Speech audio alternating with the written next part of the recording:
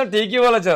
এই নাও তুমি 1000 টাকা নাও, আর এই বাকি টাকাগুলো তুমি নাও। ইশালা ওকে এতগুলো টাকা দিল আর আমার বেলা 1000 টাকা। এই তুই তো টাকা নে, আমি তো টাকা নেব না। এ মা, কেন নিব না মা?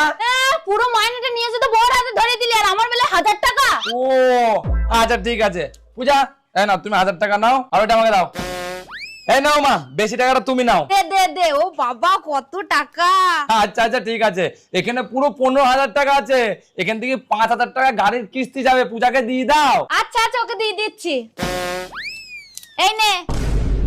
আর মা, ওই কারেন্টের বিল দিতে হবে, 3,000 টাকা দিয়ে দাও। আচ্ছা আচ্ছা দিয়ে দিচ্ছি।